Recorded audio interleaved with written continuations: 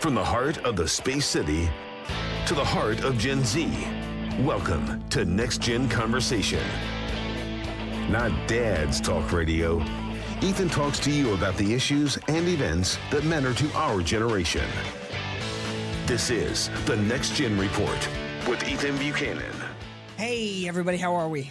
I hope you're doing well. I'm doing well. We've got a very different episode this Wednesday. This is something I've never done before, but I took a shot in the dark at it, so I'm excited about it. DJ Daniels, he is the young cancer patient from here in Houston who was made a Secret Service agent at the State of the Union by President Trump. He's now a member of 4,000 different law enforcement agencies around the country. You've for sure seen him before. His father is running for Congress in Congressional District 18. That's the seat that was held by Sheila Jackson Lee. Now, he stopped by the iHeart Houston studios yesterday, and I had a nice long sit down with him. We talked about a whole bunch of different things, namely his congressional race, what his priorities are, some of the difficulties that he's facing in that race. That's really interesting.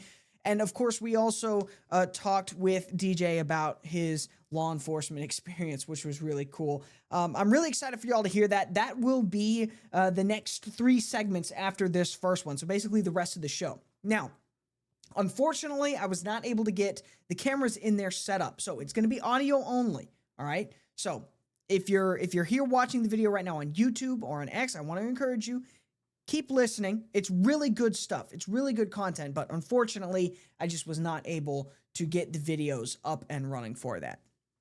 Now, before we dig into all of that, I want to talk about something else really important that happened yesterday. Charlie Kirk was awarded the Presidential Medal of Freedom. We knew this was going to happen. This was announced, I believe, at his memorial service. So yesterday was Charlie's birthday, or would have been Charlie's birthday.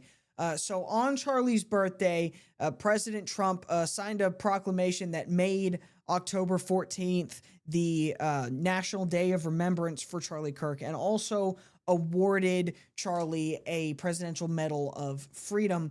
I want to play you a little bit of that ceremony. His wife, Erica, accepted that award on his behalf. So here is President Trump giving that award to Charlie Kirk's wife. The Presidential Medal of Freedom is awarded to Charles James Kirk. Accepting on behalf of Charlie is his wife, Mrs. Erica Kirk. Charlie Kirk was one of the most influential American political figures of his generation. At just 18 years old, he founded Turning Point USA and grew it into the largest conservative youth organization in the nation. For over a decade, he tirelessly traveled the country, leading a movement to restore respect for our founding principles, reawaken our national identity, and inspire a renewed spirit of religious devotion. He was one of the great debaters and communicators of his time. Despite receiving repeated threats, he remained undeterred and modeled courage, logic, humor, and grace to the next generation. On September 10th, 2025, at age 31, Charlie Kirk was assassinated while addressing a group of students. The United States honors him as a martyr for truth and freedom.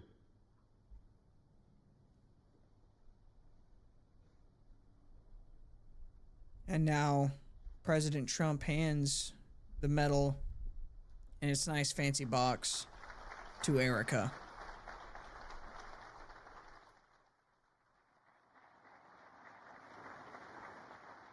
And there we go. Something about Charlie's medal that I thought was very interesting. There's actually a cross engraved on the back of it.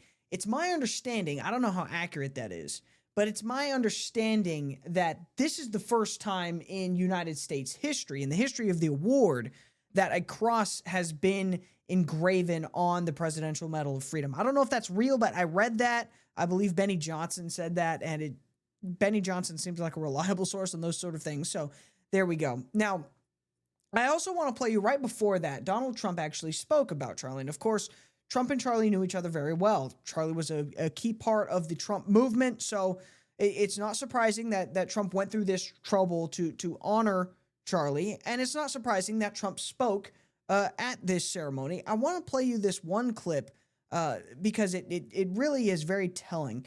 It's Trump talking about what we've seen in the aftermath of Charlie's assassination. And he talks about the fact that Charlie's assassination is exactly why we needed people like Charlie.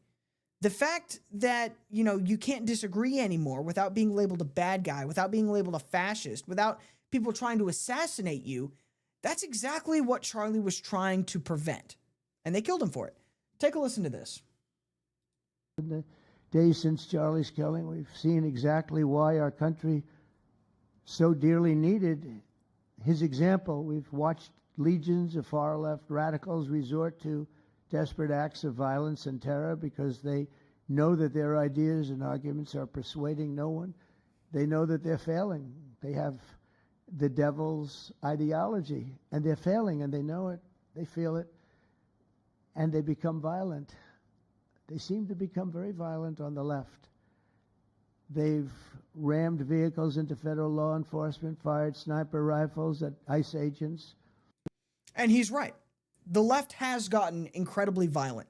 They weren't overly peaceful before, but it has gotten measurably worse since Charlie's assassination. And I think that's just because the gloves have come off, right? They're not playing the games anymore. They're not bothering to try and hide it. They're just being honest. They're showing us who they kind of were the entire time. Trump calls it the devil's ideology. And I think that's right.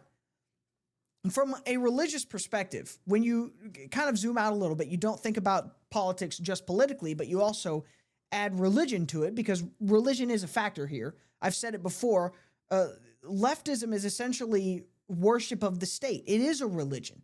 They just substitute God for the state and for politics. And that is, frankly, satanic. It is the devil's ideology. The things they're pushing aren't just politically left-wing, they're religiously anti-Christ. And I think it's important that we acknowledge that, and I think it's fascinating that Trump, maybe not on purpose, but he definitely did very subtly acknowledge that. So it's just very fascinating. All right, that's all I've got on this. Stay tuned. The next 3 segments, we're going to be talking with congressional candidate Theodis Daniels. It's a very interesting conversation. I can't wait for you to hear it. There won't be any video, but I encourage you to listen. We'll be right back after this quick little break with that interview. Thank you very much.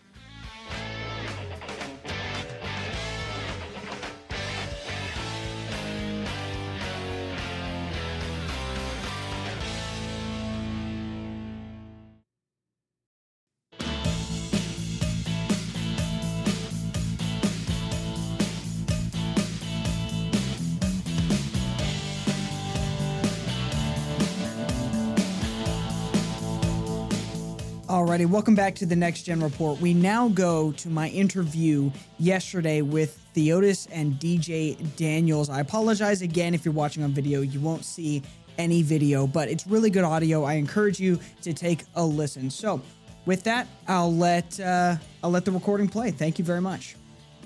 I am joined in studio by the DJ Daniels and his father, Theodis Daniels, who is now running for Congress in the 18th Congressional District. And DJ, you're now a member of, forgive me if I've lost count, but how many different law enforcement agencies have you now been sworn into? Over 4,000. Over 4,000. Let me ask you this. Which one is your favorite? I'm going to be honest, I don't think I have a favorite yet. No favorite? All right. Well, I got to say, your journey has been very inspiring, and yours as well, Mr. Daniels. It's something that people have really needed recently. It's something where you're showing people, hey, there's actually hope and there's actually enjoyment in life, despite the fact that you can be mad about any number of things, but you can also look and see there's still good in the world. There's still things to enjoy in life. Mm-hmm. Yes, sir. Let me ask you this. Where do you think that kind of comes from? And that's kind of an open question to both of y'all, because a lot of people, something will happen to them and they'll throw up their hands.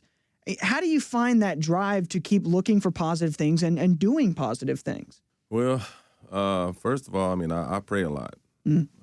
I used to not be like that, but I mean, we all evolved through time. My dad kind of he kind of beat it into me almost, not literally, but I mean, mentally, he would tell me, You know, if you get frustrated and things of that nature, you don't want to just take your hands off the wheel and throw your hands up. You're going to end up raking. So he says sometimes you got to learn how to give in and don't give out. Right. He says if you give in, you can always take a break and come back. But if you give out, that means it's all over for you. Right. So that's why I run on it. And the thing is, people fail to realize that when God gives you the ability to wake up the next morning and have breath in your body and heartbeat and feet able to touch the floor, He's giving you the opportunity to make something happen. Right. Most people today after COVID, they forgot that. They're out for themselves. They don't want to think about each other. They think the worst out of everything. But the thing is, people fail to realize this is the classroom of life. Mm-hmm. This is the classroom of life. Yeah. Because at the end, you're going to get questioned.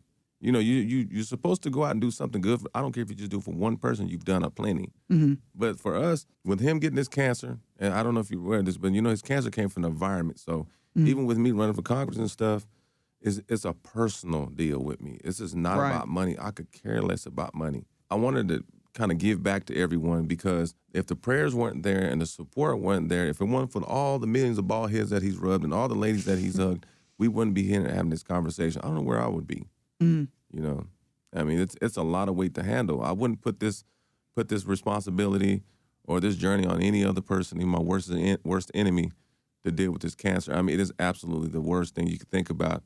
And, you know, he's having seizures now, so it's he can't do, 4K TVs or nothing like that, and I have to watch him a little more. But, you know, we're blessed, definitely. But like I said, you have to have a strong will, and you have to be a kind person. You have to be thoughtful. You have to think about other people, regardless of what storm you're in. And that's the thing for us. A lot of people tell me, how do you think about other people? I said, well, I know I'm going through all this stuff. I said, but your joy is my pain, so let me suffer for it.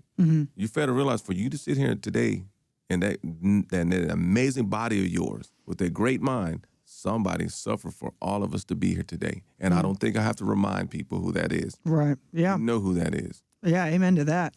Let me ask you a little bit about the congressional race. I understand you're having some polling difficulties, and by polling difficulties, I don't mean you're not performing well in the polls. I mean, they're not putting you in the polls. They're not even, listing you as a candidate, despite you are on the ballot, you are running, it is official. You definitely have name recognition. I mean, it's not like people don't know who y'all are. Yes. And yet they're almost pretending you don't exist in this race. Exactly. Yeah, we've had an uphill battle.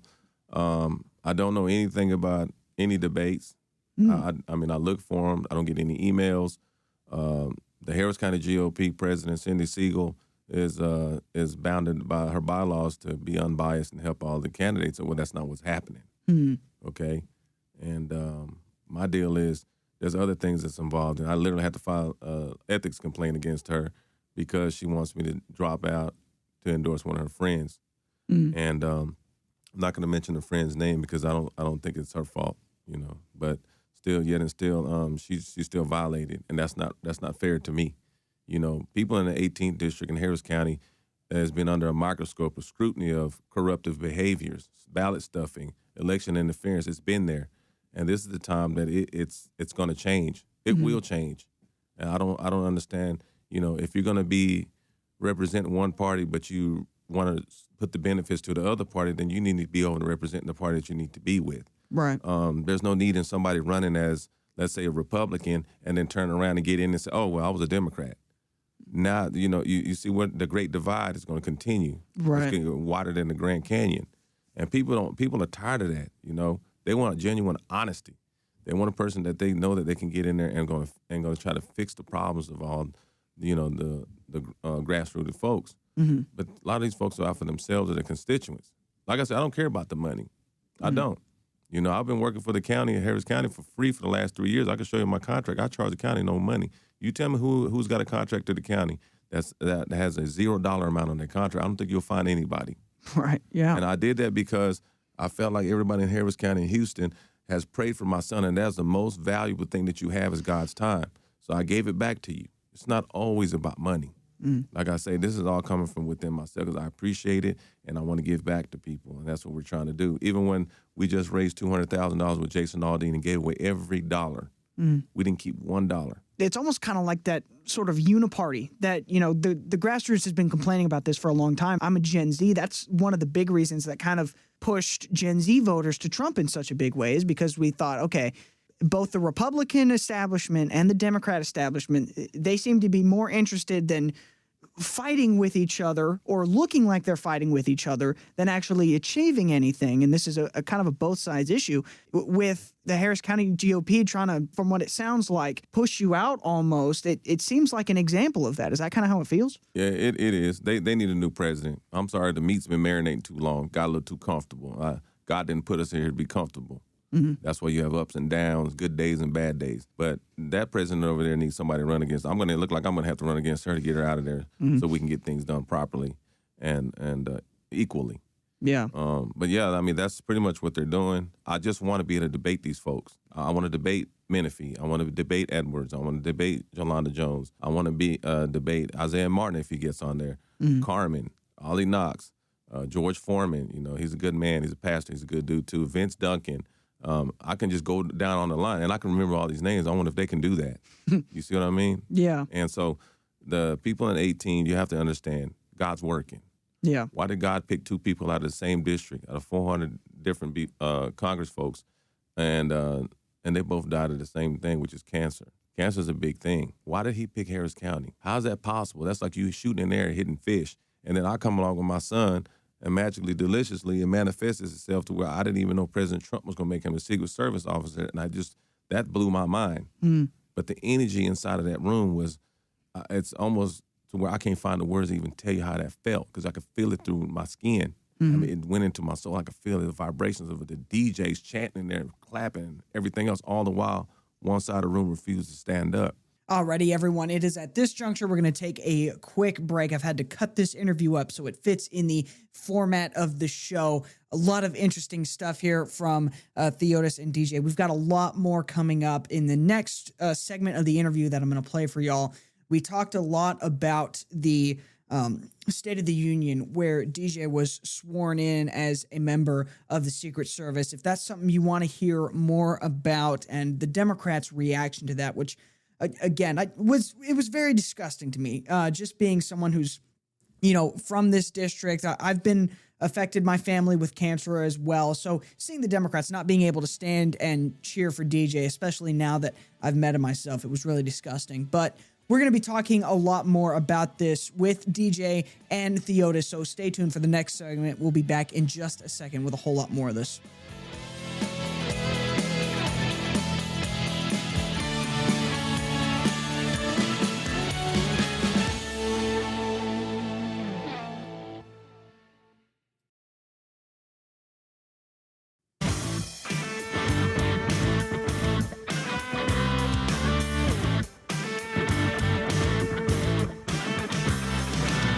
Alrighty, welcome back to the Next Gen Report. Again, my guests are DJ Daniels and his father, Theodis Daniels, who is running for Congress here in the city of Houston. That is what we are talking with him about, just his race, everything going on there, and a little bit in this segment about his son being sworn in as a Secret Service agent at the State of the Union address. So tune in, take a listen. This is a great interview. I can't wait for you to hear it. I do want to ask you about that, not to pull away from the congressional race, because I do think it's very important. But that moment, I watched that live, and I grew up in Congressional District 18 before I moved here into the city. It really was something really inspiring just within me to see y'all from my home district and having this amazing moment. It really is indescribable. I want to ask you a little bit more about, that moment and how it felt, but I know for sure for y'all, it's got to be impossible to put words to that. Oh, it was. I was literally speechless. I mean, I didn't think that. I thought we were just there to just see the joint session. I didn't know it was going to be all that. Mm-hmm. That we was sitting behind. Well, we were visiting with the First Lady, Miss Melania Trump, and then we were sitting inside of her. That's a section there. Elon was immediately like, I could touch him. He's to my left. You've got Mr. Cash Patel's over my right shoulder. Everybody was all in the area. I was there with Lincoln Riley's family. Jocelyn Nungray's mother, Alexis, and her father. You got Jason, whose father got as a California state trooper that got killed in the line of duty. You got Mr. Ortiz that had the shootout with the cartel. You've got the mother that was 94 years old waiting for her son as a hostage to get freed. You've got the girl that's got permanent brain damage for playing volleyball with a transgender dude that hit the ball so hard that she got brain damage. I mean, everybody was there. There was even a gentleman that President Trump got to where he got his job back. He was working at like a steel mill or a car place, and he got him his job back and stuff. But I would have never thought of being there with all these folks. We were all confused. I asked him, what are we doing here? Yeah. He never told us anything.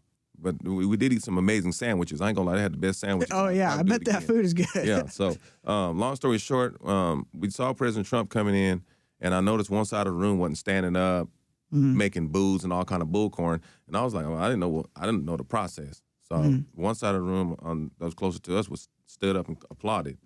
So I said, well, maybe that's the way they do stuff. So he got up and started speaking, and then that same left side of the room was booing, putting up signs, saying false, and taking off shirts. Y'all didn't see them taking off shirts, turning their backs. And then you got Jasmine Crockett got up and took her little cronies out to the cameras, and she beelines to the camera, talk about my son like a dog. And people are saying, well, that's not, look, I was there. I know what happened. First of all, I don't make up stuff on folks. But for her to come after my 13-year-old and bully a child that's battling cancer, he's still battling cancer to this day, not knowing that he is one of the main children that was used for the most important medicine that was approved to FDA. I have the publications to that. And the White House has it and everybody else has it. It's true. But for a congressperson to go out there and make fun of a child and then come to find out these are Democrats sitting there. And I'm thinking to myself, wait a minute. Now, I was apolitical all the way up to this point. I said, but in this instance, I said, man, you bullying a 13-year-old kid. You couldn't stand up your Democratic Party. And it sucks for the other good Democrats that's back down in their states.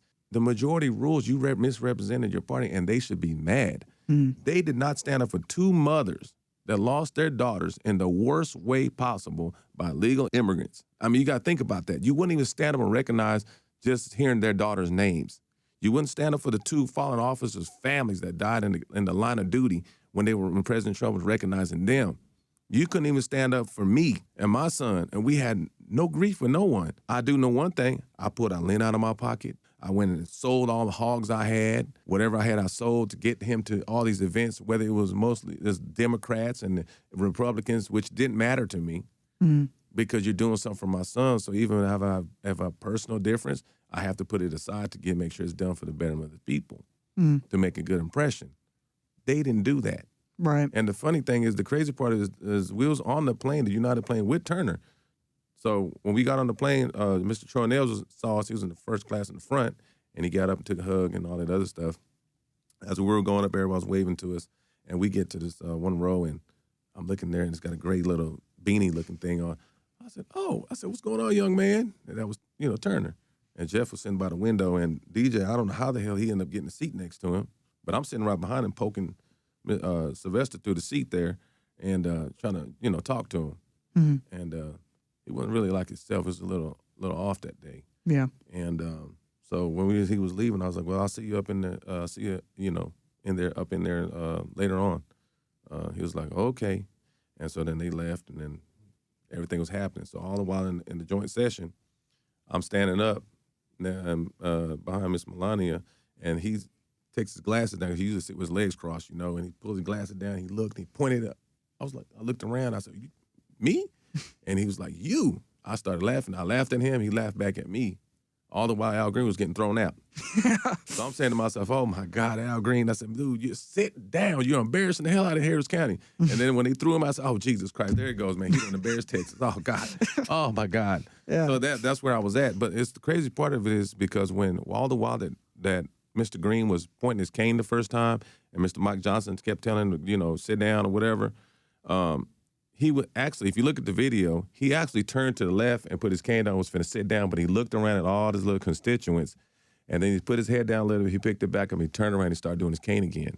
See, so I was just like, man, he's kind of made to do that. It's performative. It is. I think that's what a lot of people are so upset about when it comes to modern politics. They look at it, and it is performative. It's performative outrage a lot. They almost look for more issues just so that they can have the issues than look for solutions. And it's a both sides issue, but I think it's clear that the left does that way more. That's all they've got to campaign on. So that's what they do. And yeah, that State of the Union was an eye-opener for a lot of people. I'm sure for you as well. Yeah, we became the most loved and hated at one time. It's amazing. I come home and drive my car, go down the road. I got almost to the same area, and all of a sudden, all my lugs was missing except one on my car. I couldn't believe it. So it was from that point on, we just been watching our bags. I mean, we have to take 10 routes home. I mean, you name it, it's done. I've got people watching my house. Anything funny's going on, packages, whatever, it don't matter. Everything is looked through now. Yeah. And it has to be that way. Because I just can't believe these people are mad at us because they got the wool pulled from over everyone's eyes. Right. I didn't do this. You want to be mad at someone, be mad at God because he made it possible. You know, people eat with their eyes, and guess what? That night you got to see exactly what you was getting.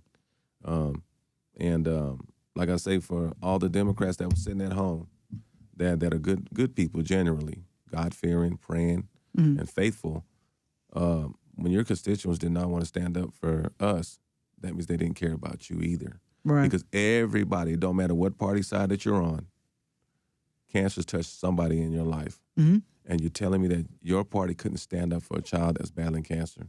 Yeah. His dad is a single dad with 3 kids, plus he's a veteran, a service-connected veteran. I mean, I've tried to do all this other stuff, and you couldn't even stand up for me at all. So basically, you spit in the face of veterans, you spit in the face of single parents, you spit in the face of cancer patients, you spit in the face of fallen officers' families, you spit in the face of people who've been sexually assaulted and or killed by someone. It's all this stuff is like, why would you want to support them? Why would you want that? They always making noise. They don't know when to shut the hell up. You know what I mean? My daddy said, sometimes you got to learn how to clam it up. Yeah. They're always running on people's pain. That's what they do. That's how they do control. Control is when you start making people in chaos. I say the 3 C's. Confusion creates chaos, and chaos creates casualties. Those are my 3 C's. And that's all they do. They keep bringing up race. They keep bringing up anything else that's painful to keep the control and the narrative running. But why are y'all getting free paychecks? Help me to understand that. You as a congressperson, why haven't you passed one resolution? Why you as a congressperson, you cussing people out and call them MFers, and then you go out to the world and you see people behaving the same way? Well, you can't blame the people because they only emulate leadership. Yeah, that's a good point. It so often starts at the top, and that's at every level. These are who we look to as our leaders in our society. These are supposed to be the best of us, the smartest, the most noble. That's why we chose them to lead, right? Yes. And then the example that we're getting is Jasmine Crockett's, who makes no attempt, even though she used to be a professional person, to be an actual leader. Now she goes out and, like you pointed out, her whole campaign now is look at all these mean things I can say about Donald Trump. Look at how many times I can squeeze in a cuss word in my 1.5-minute video about how terrible the Republicans are. You're not doing anything. So that kind of leads me in a roundabout way to circle back to kind of your election. We see this a lot with politicians. We see them talk the talk, and we see them talk a big game. So let me ask you this: what are some of the issues that you're looking at? I know the issue with the environmental quality in District 18 that led to DJ's cancer. I know that's probably top of mind for you for sure. That's up there. What are some of the top items that you're looking at? And like, if I get nothing done, I'll do 1 term, 2 years, push this as hard as I can, and call it a day. Alrighty, and hey, in the next segment, we are going to hear Theodis' answer to that question. It's really good. We ended up talking a lot about violent crime and some of the things that go into that and the criminal justice system. You're going to want to hear it. Stay tuned. We've got one more segment of the Next Gen Report coming up with Theodis Daniels, who's running for Congress in the 18th Congressional District here in Texas, and his son, DJ Daniels. Stay tuned. We will be right back.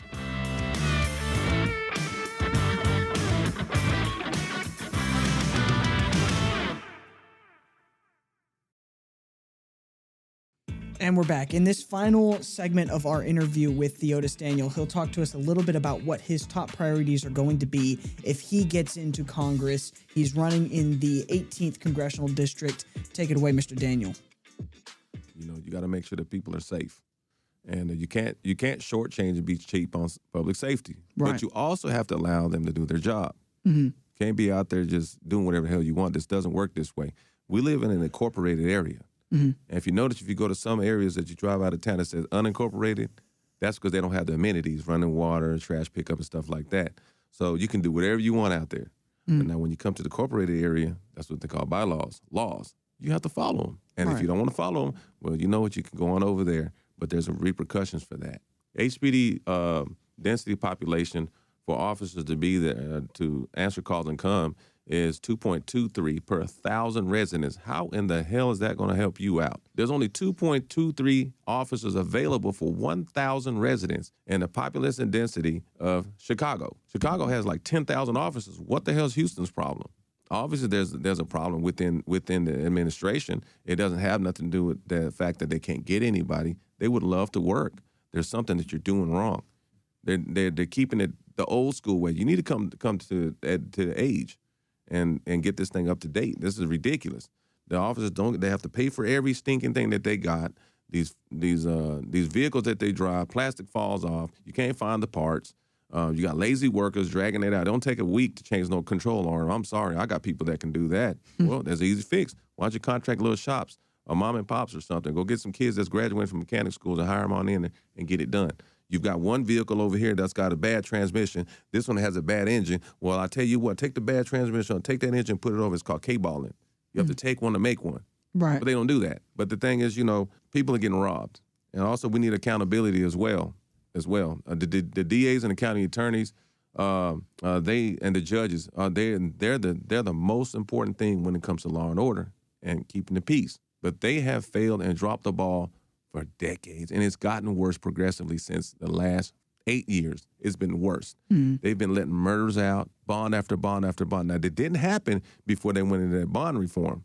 Right. When they did the bond reform, that meant that the bonding companies is out of it. Now you have to pay the money to the municipality. The municipality figured out it was a cash cow. You have to pay cash to get out. So they pay them, you default, they keep your money, you have to do it again. So that's why they keep revolving it over and over again. It's like a bad savings account that you're not going to get nothing out of. But my thing is, if a judge is supposed to make a conscientious decision to do what's in the best interest of the people and protect people, but murderers should not be let out of jail. I'm sorry. If you sit there and you clear your name, we will compensate you for that. But other than that, the punishment shall fit the crime. Right. Which means that if you kill somebody, I'll tell you what. We'll do it like this. Bailiff, can you take the Mr. So-and-so down to the morgue, and I'd like you to walk in with the victim. If he does walk in here with the victim, by all means, we'll allow him to go home and enjoy life.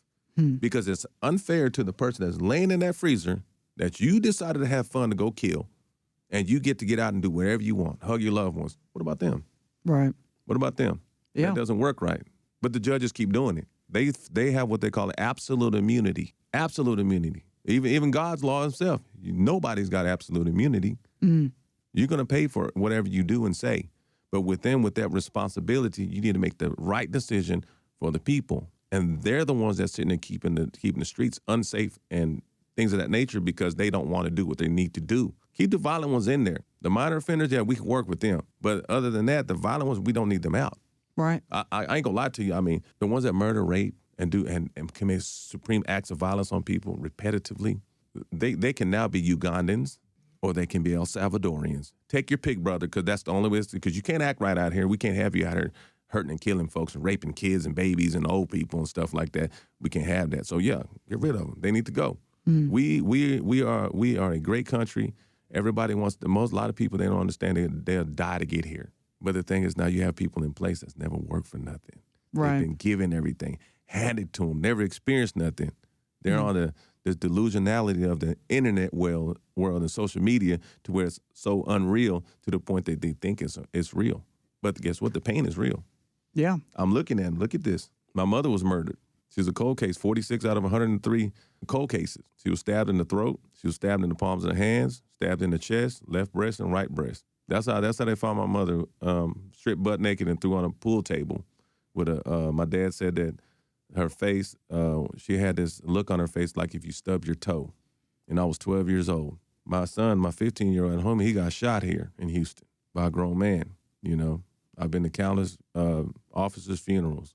I've seen some kids today, and they got shot in their apartment that night, like Sir Romeo. Little boy was at his grandma's house, and Ray Pookie out there acting a fool. Bullet comes through and hits him. Now he's in the hospital trying to figure it out. You have old ladies that get killed for no reason because they want to pump gas and they want to steal a little old pocketbook. It's ridiculous. Do you know that elderly folks, when their AC go out in the summertime, do you know they refuse to open their windows at their house because they're afraid that some youngsters are going to come in there and rob them and or kill them? It's ridiculous. They shouldn't have to live like that. It kind of reminds me of that old saying of, mercy to the guilty is cruelty to the innocent. And the throwaway line that is always used by light on crime folks is the socioeconomic factors. They didn't have any choice because they were poor, et cetera, et cetera, et cetera. We hear that line all the time. I think most people want to be able to say, okay, let's look at the people where life put them in a bad situation and let's see if we can help those people. But too often, that's all they think about. And the reality is, sure, there are a lot of folks that, maybe they were in a bad spot and they felt like the only way I'm going to be able to get from day to day is if I rob someone. That doesn't make it okay. It's still wrong. It's tough that you were in that spot where you felt like you had to do that. You still have to, do the time for that. You can reform yourself and become a good person after you get out of prison. But there's a debt to society that you owe because you committed a crime. That's got to be paid. And then on top of that, it's not popular to say this, but there are people that are just evil. They do just need to be in prison for life, or they do need to face the death penalty if those are the crimes that they have committed. But it doesn't sound nice for people to hear that. They don't like to hear it. It's a harsh reality that people don't want to deal with, so it doesn't get talked about. No, it doesn't. And it's like me, I don't have sympathy for anybody that kills. I went through it, and my mother didn't deserve that. We're not here to, God didn't give me instructions to judge anyone. I can have opinions about you, but at the end of the day, ultimately, it's going to be between you and God, not me. Mm-hmm. And but you got to make your decisions. Everybody's growing around here. You make your bed, you lay in it. I don't care what it look like. Right. But I don't want to wash other people's underwear for them either. That's you sew your drawers, you wash them yourself. I'm not finna do it for you. Yeah, we're too grown for that. That's a good point. Yeah. Well, we're just about out of time here, but real quick, if people want to go and support you, if they want to get behind your campaign, they want to know what they can do to help, where can they go? Yeah, they can go to Team Daniel 4 Congress.us. It's Team Daniel and 4 spelled out FOR Congress.us. And they can see our website, connect. They can call us, ask us questions. You will get the answers back that day. We don't mess around.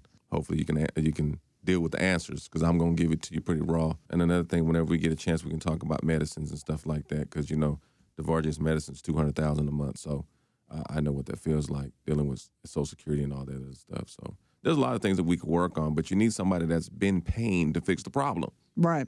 You got to know the system. You got to. You got to. This country, remember, this great country of ours came together not with politicians. And the forefathers cringed about parties, right? They always cringed about them. And look what happened. Now they're all divided. But the thing is, it was started by just some folks having a conversation and saying, let's go do something. Mm-hmm. That's how it started. Yeah. It wasn't about politicians. Now it is. But the left need to grow up and do what's in the best interest for the voters and the people. I don't care about your donors. The power has always been with the people, and some of them forgot that. And there's negative, bad, and good on both sides. Right. So I'm not going to negate that. It's the truth. But the thing is, I don't take money from no big companies. I haven't taken that. All my little money that we've raised from campaigns coming from just regular folks. And because that's who has the power. That's who I owe my work to. Now, if somebody else want to donate that, there has to be no strings attached. Otherwise, I don't need it because I've run on the principle, what would God do with so little? Mm-hmm. I've done more with very little than I've done with a lot. If I can just reach out there and just tell folks down here that's listening, on your viewers, and I need you to go vote. Go register to vote. You have one vote and a voice today. You may not have that tomorrow. So use the time that God gave you. This is your time to change everything, and we need you. I don't care if you don't vote for me. You go vote for somebody, and just do that. And, God bless Texas, Harris County, the United States of America. And like I say, we'll pray for everyone.